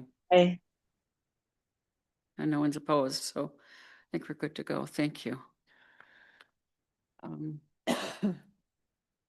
Sorry. We're gonna go to 7B, which is review, discussion, and possible action. Recommendation to the council on the request of Paul Hackbarth, DBA Camp Bar for approval of outdoor alcohol consumption area throughout the fenced-in outdoor areas of the property located at W63 and 674 Washington Ave, formerly Art of Joy. This 0.24 acre B3 Central Business District with historic preservation overlay zone properties owned by John Roth Building LLC. I'd like to make a motion. I do have a quick question about this. Comment too. Yeah. I guess I'm wondering, I know with Art of Joy, there was some areas that weren't very contained. Would people be going in and out of Camp Bar building to access the back? And they would not be going through the open areas of the fence, right? Yeah, that's actually in the verbiage somewhere, I think. or in the- That's Okay. among the recommended conditions by the planner. Yep. But I was going to ask that question of the commission. Is this the practice and policy that we are continuing to uphold? And if so, then that condition, Why do we do, what are we trying to accomplish with that, I guess? Just to kind of better police people going in and out and everything else. The and- bartender, somebody, the bartender witnessing people coming in and out, like checking age. Okay, Otherwise, it's too free flow. Yeah. I remember this discussion from somewhere else. Maybe it was even here, but. because it does, it is a little awkward sometimes, right? Where you gotta, I want to sit outside and it's a easy way for me to do that, but now I gotta kind of wiggle through the inside and. so the applicant is here, and I didn't ask the question of Mr. Hackbarth whether he was planning to continue to use that opening in the Art of Joy, planters. But the practice up to this point for the city has been through the buildings. I will just tell you that, I mean, even before you speak, that we have caused so many businesses to do this that I would be reluctant to change it if it's doable. There's, I think one business, we allow them to go up the side because it's a hotel and you can't draw people through the hotel necessarily. Through, you understand what I'm saying? I Through do. the back areas of the hotel. Mayor, can I ask, if the creek walk is built, does that change things? Yeah, that's a good question.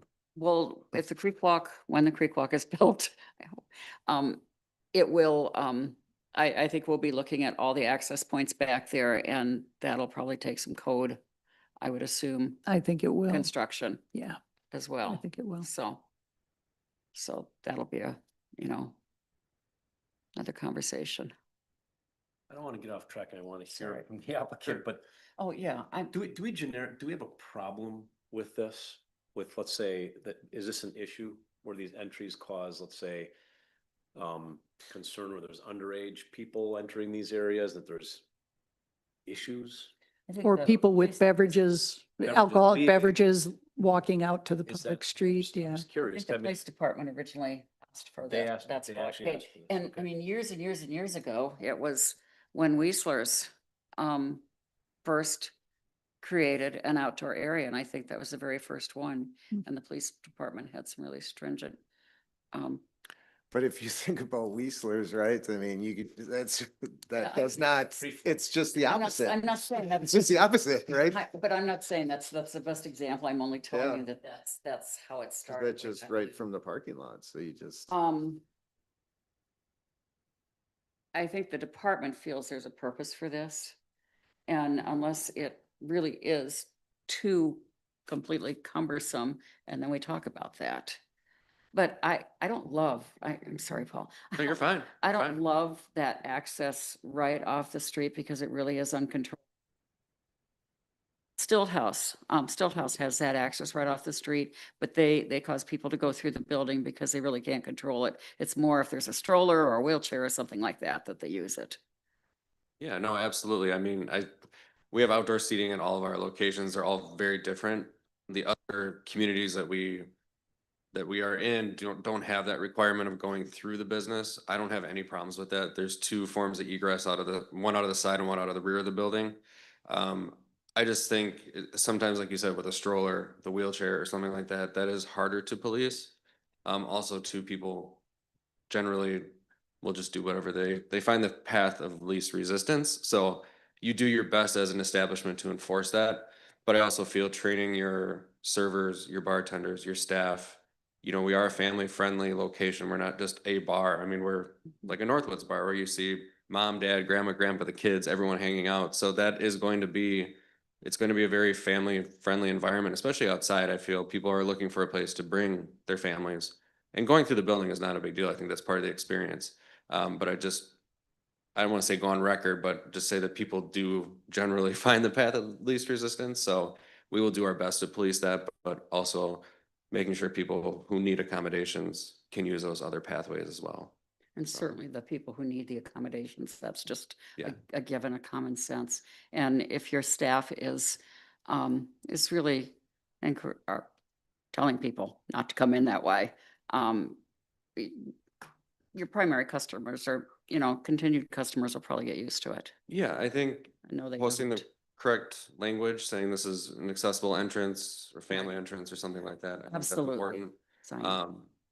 The entrance or the patio on the south side of the building that already has a gated fence, I think that stays closed. Mhm. But there's a general opening, but I do really feel that's for accessibility, and that should remain.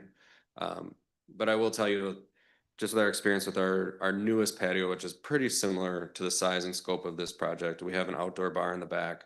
It's in Shorewood. We built it 2 years ago, and we have a big blog sign with gas lamps where you walk through and you go straight into the patio. We haven't had any issues with that. People don't walk through the building. They just go straight back to the patio. But however you want us to enforce it, we'll do it. It's not a big deal. I understand where the concerns come from, but also too, I feel proper training with servers and bartenders can eliminate a lot of that headache. Thank you. Can I make a comment about that? I Sure. think that given that this has been a topic of conversation many times over the years, I think we need to remain consistent. We require Stilt, for example, to have it completely blocked off. And when somebody comes up with a stroller or a wheelchair or a walker, they go into the building, they ask, can they come to the side? The staff comes out, helps them open it, or sometimes they do it themselves, but it's kind of addressed inside first. So I do think that that entryway, to be consistent, needs to be blocked in some way for you to manipulate that to open it for those people. Or I feel like then we shouldn't have, if we're not going to do that here, then we shouldn't be requiring it from any other establishment that currently we've told they have to make it enclosed like that. Yeah, I completely agree with that. You want to be consistent, but also you don't want to just do stuff because that's the way we always do stuff, right? I think every once in a while it's good to ask, is that really the right? I mean, doesn't feel very inviting to me. I'm wondering if it's a solution in search of a problem. I mean, if the chief is like, hey, this is really important to us, then fine, but and not necessarily for tonight. Doesn't sound like the applicant has an issue with it. But down the road at some point, we might want to just Talk to the. talk about it again, have the chief come in and say, is that really what we, like, what are we accomplishing here? Is this a good idea overall? And then apply it, you know, to everybody, not just, okay, you can do this. It's probably a future agenda Yeah, item. future agenda item. Yeah. So with that said, I Yes, am gonna make a thank- motion to approve the outdoor alcohol consumption area at the property at W 63 and 674 Washington Avenue for the camp bar. Yeah, subject to the, I think you just had a couple conditions, Mary, Yep. subject two. to the planner's condition. I will second that. I'm just going to make one comment before we vote. I just want to thank you because I know you've been really willing to, you know, you're happy to be here, which we Very really happy to be appreciate. here, We're yeah. very happy you're here. Yes. Glad it turned over so quickly. Yep. And we appreciate the way you've been working with everyone because I think that's been really great. Be the first one to serve. I feel like everyone could use an old fashioned after this evening. But no, we're very excited to be here. Mary, you've been amazing to work with, the billing department, everybody's just been open arms and it's been a wonderful experience. Great. So, Opening date? hoping by April. That's Oh, it. wow. Good for you, that's great. Very good. Yeah, All right. we're staying in the wood as fast as we can, so Okay, gotta turn it into a log cabin. thank you. Thanks, Paul. Yeah, we're We've got a excited. Thank motion you. in a second and all in favor. Oh. We've got a motion, a second, all in favor? Aye. Aye. Aye. No one's opposed. Okay, thank you. Thank you. Huh?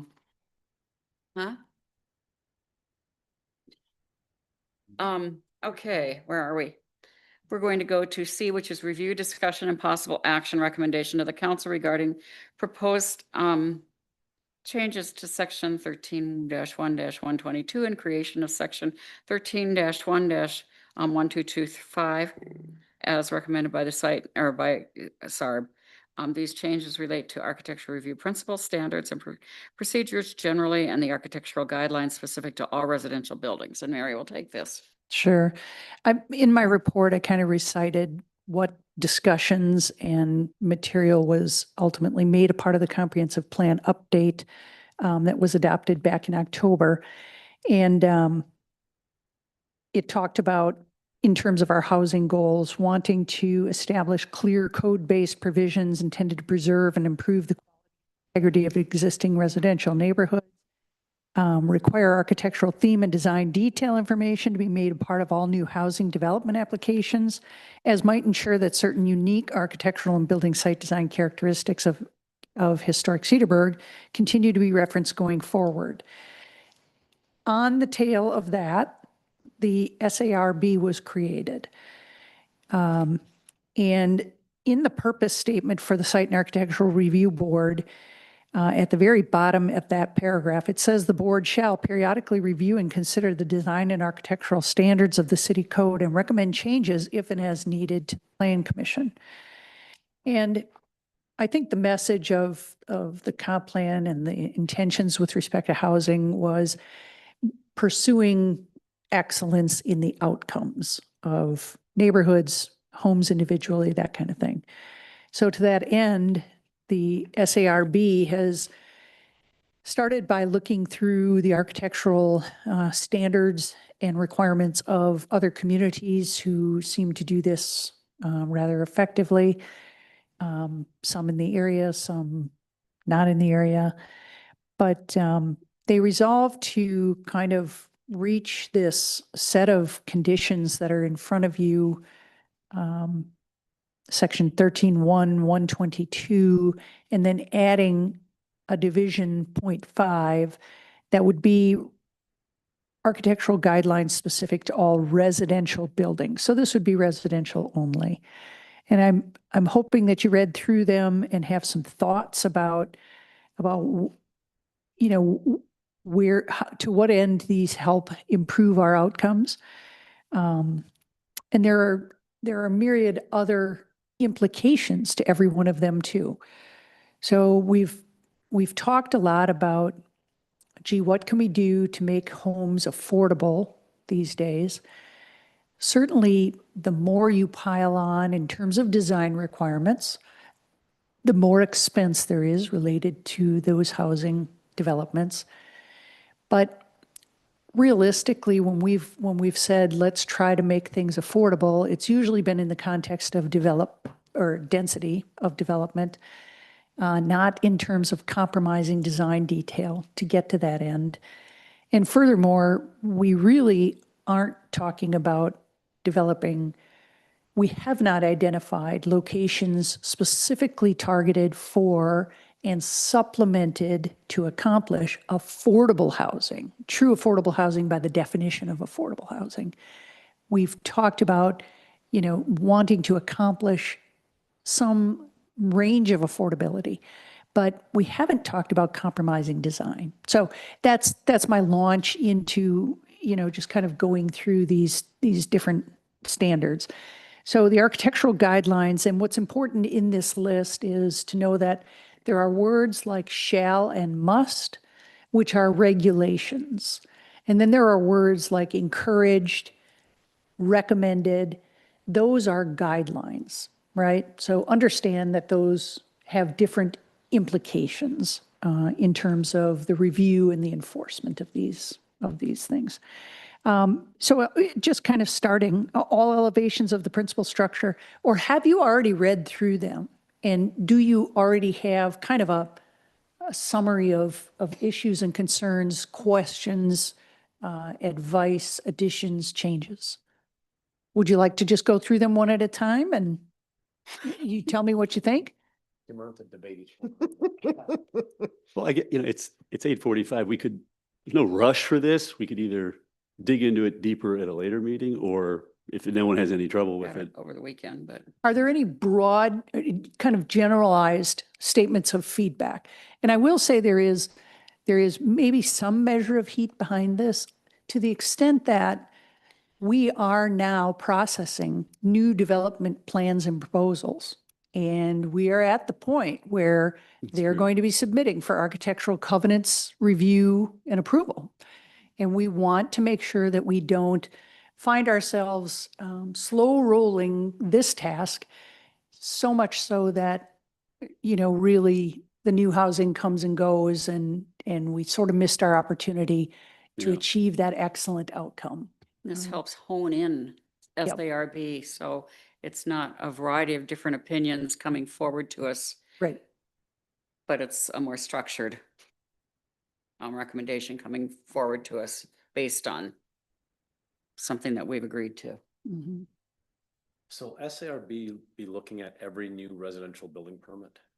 No, they'll be looking at, the one change in what they'll be looking at would be the very last of the items added here.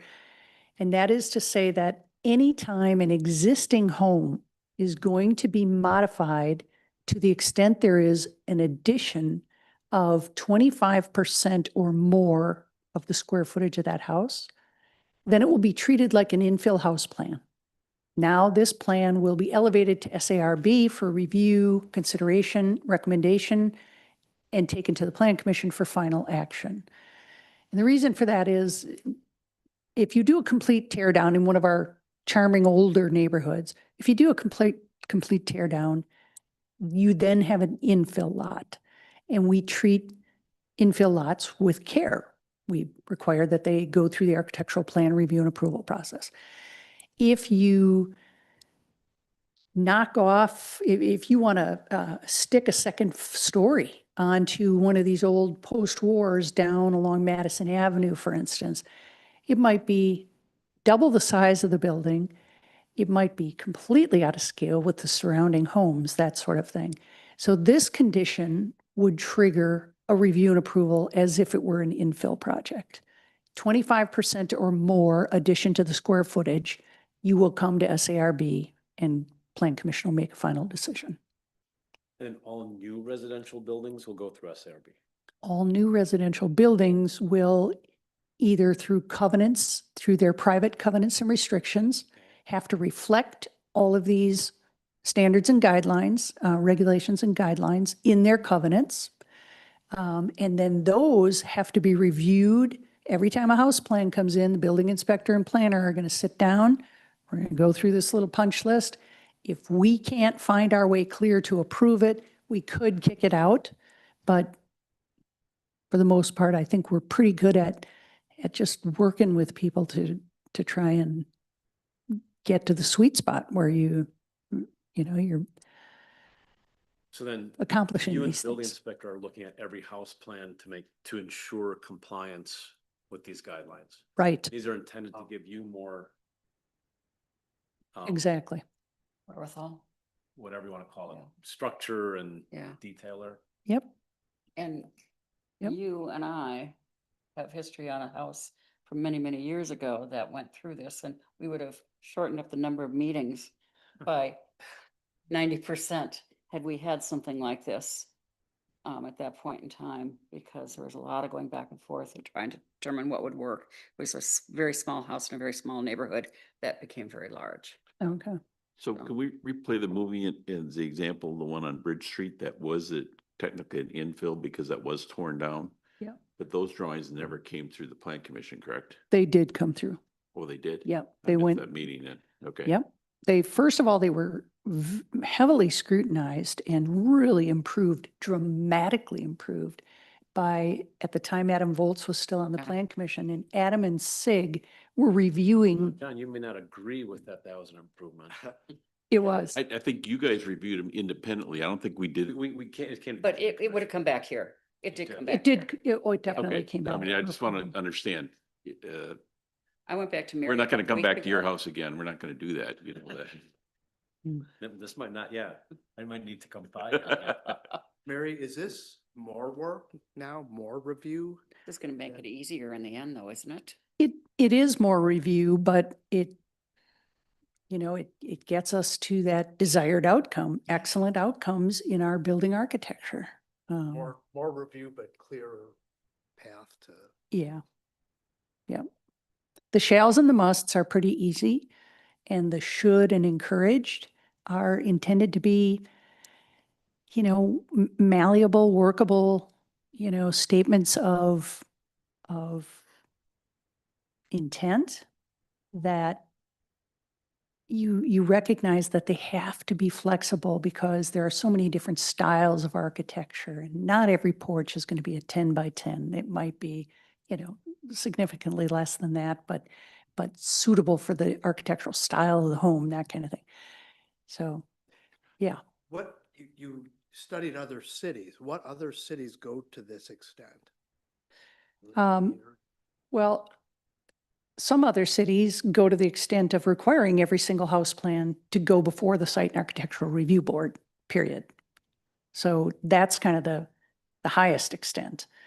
Deferring it to staff review and approval would be that middle ground. I would say Whitefish Bay is on the high end of that spectrum. Mequon is on the high end of that spectrum. Every house goes to the architectural board. Every remodeling, every, significant addition or alteration. Grafton would be more this middle ground, like us, what's being proposed here. You remember that you bring up Grafton, I think I brought this example up a year ago or more when we were talking about it, but the last time that we did a project in Grafton, it was many moons ago now, but they had a more objective scoring criteria, if you want to call it that. And the plan commission or somebody put value on certain things. Front porch, really important to us. You get 3 points for that. Use of more than 25% brick is really important. You get 2 points for that. And it basically, it gave some objectivity, it gave some scoring to staff so that, hey, you had to meet at least 21 points.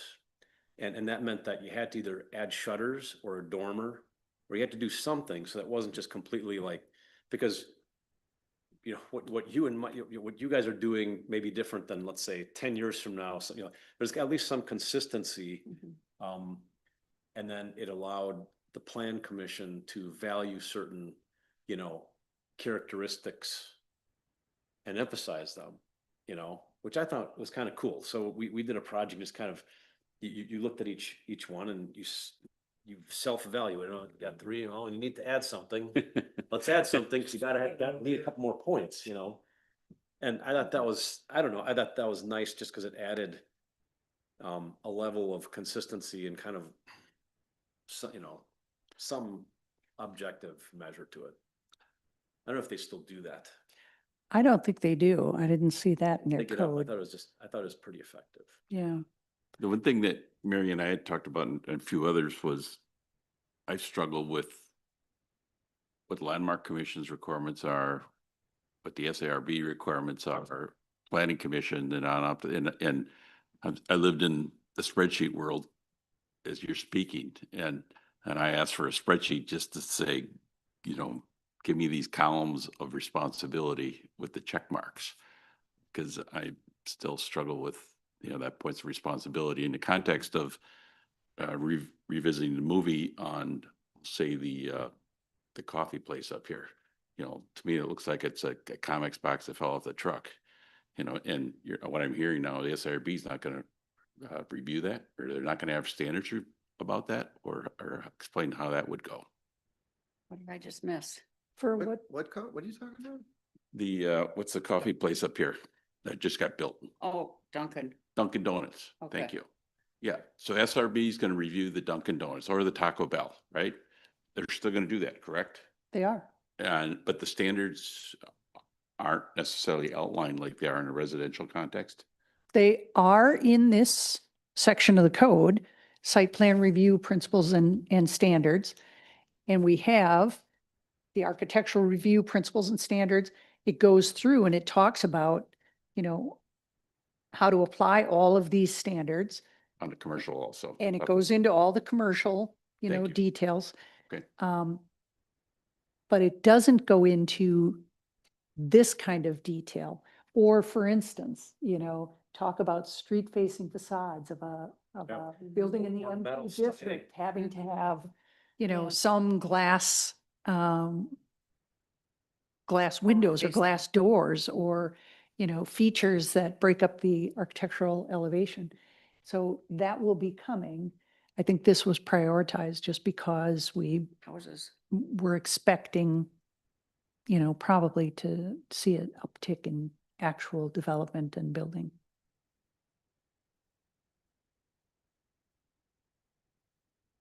Anybody else? If you need more time, we have to do that, but I'm with Mary in that we don't have a lot of time.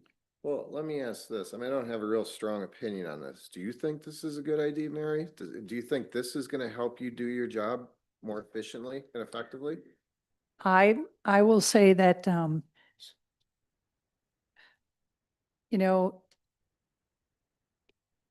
it's like a nonstop cycle in my office. And so anything that we add, just like squeezes its way into the cycle.